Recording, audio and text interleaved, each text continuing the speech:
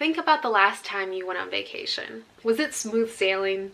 Did you have no issues with eating at regular intervals, snacks, having food on hand when you needed it, and having balanced food on hand? Chances are you had some issues along the way, and that's totally normal. Vacations are difficult and it kind of throws us for a loop. We're out of our normal comfort zone. We're in a different environment and we need a little bit of a guide as to how to conquer this environment and eat intuitively while we're on vacation. If you want to hear more tips and tricks on how to incorporate intuitive eating into your next vacation or road trip or whatever you're planning, then make sure you stay tuned to watch the whole video so you can learn more about how exactly to do that. So hello everyone and welcome to Dark Blue Nutrition.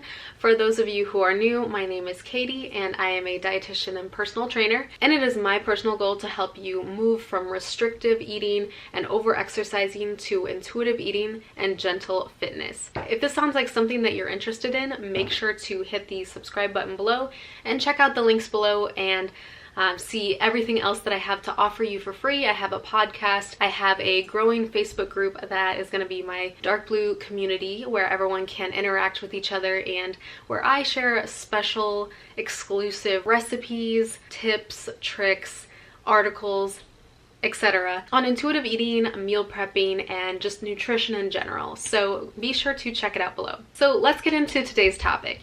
Vacations can be tough. I just got back from Denver, Colorado. I was apartment hunting with my boyfriend and we were kind of checking out the area, and I have to admit, even with all my knowledge on nutrition and building habits and goal setting, I even had some struggles with eating intuitively while I was gone. So I have a few bits of advice for you guys if you are traveling soon, if you want to learn from some of my mistakes, and if you want to use some of the strategies that I successfully used on my trip, then I think you guys will like some of these tips. So first and foremost, make sure that you're constantly checking in with yourself and your hunger levels. One thing that's easy to do on vacation is to kind of get swept up into your new environment and you're kind of disoriented, out of place, and your hunger kind of gets pushed to the side. It's just something that's less important than the new stimulus that's happening. So one thing that I really like to do, and one thing that I failed to do on the first couple days of my vacation, but I tried to do a little bit better afterwards, is to check in with your hunger level every 1 to 2 hours.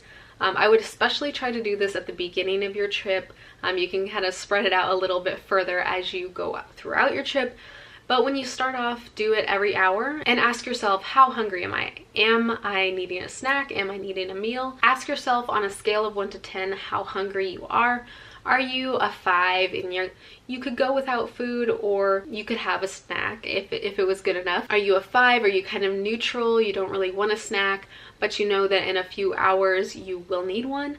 Are you starving and you need to get food immediately? You need a full-size meal? Are you just a tiny bit hungry and you need a small snack like a banana? In the description box below, I can drop a example of a hunger and fullness scale, and you'll get kind of an idea of how to measure your hunger levels. It's pretty simple and intuitive, but just in case you need a little visual, because I know I'm that type of person that needs just to see it to be able to process it better, I will leave that below.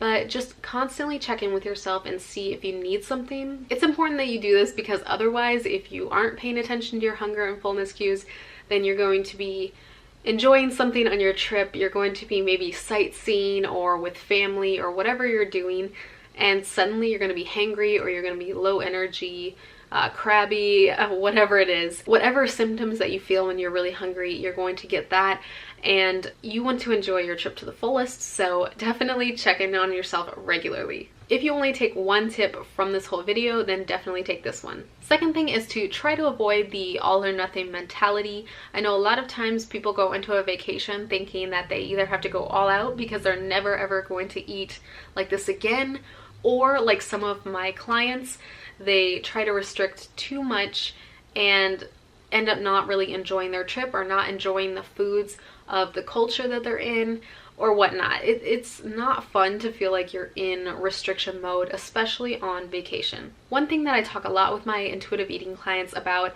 is giving yourself unconditional permission to eat all sorts of foods. All foods fit and no foods are off limits. And I know that kind of sounds strange coming from a dietitian, But trust me that the more that you allow yourself all foods, the less likely a certain food is going to hang over your head and kind of have this control over you. It's going to seem more desirable, kind of like when there's a bad boy and they just seem so totally attractive because they are either off limits or you just know they're wrong for you. Yeah, that's kind of how cake is and cookies are, and whatever treat that you're thinking of in your head, that's how a dessert or food that you deem as unhealthy is when you try to restrict it. So the less you try to restrict, the more likely you are to achieve balance, and the less likely you are to have to obsess over that food. Obsessing over that food leads to binging, and binging leads to guilt, and then it leads into a whole big cycle of constant restriction, binging, dieting, guilt, and so on and so forth. Your dietitian is telling you to stop obsessing over food, let all foods fit, and enjoy your trip. Number 3 is to be realistic with your goals. So I don't think there's anything wrong with continuing with your goals while you're on vacation. In fact, I think it's pretty healthy to do that because it just keeps you being consistent. No matter what your environment is, you're not giving excuses to not meeting your goals. You're just going with the flow. Sorry if I sound a little hoarse through this video. I was sick all last week and I'm still recovering from my cold, so I kind of have a little gross stuff in my throat right now, so I apologize in advance. I lost my train of thought. What was I saying? Yes. So be really realistic with your goals. On a 7-day vacation, you might not fit in 7 workouts, but maybe you fit in 2 or 3.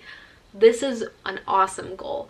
And maybe you have another goal of having 2 glasses of wine versus 4 glasses of wine per night. 2 might sound like a lot on a normal day, but if you're on vacation, then, you know, maybe that bar is set a little bit higher for, you know, having alcohol, or maybe the bar is set a little bit lower for exercise. Be flexible with yourself and make sure that you're not setting the bar too high or too low, respectively, depending on your goal. And just make sure you reflect on it and be realistic. One thing that I always share with my clients is make a SMART goal. For those of you who are new to SMART goals, a SMART goal is specific, measurable, attainable, realistic, and time-bound. And this is something that I learned in grad school and something that I do in my current work a lot, is setting SMART goals so that we can measure progress. Because if you set a goal that's not a SMART goal and it's just like, I want to work out or I want to eat healthy, there's no true way to measure if you completed that goal. And the more that we complete a goal, our mind is primed to kind of get excited about it and feel good about ourselves, and that leads to more positive change. So the more you can set realistic, attainable goals that align with what you want in life, then, you know, the more motivated you'll continuously be to accomplish more of those goals. SMART goals are really important as well.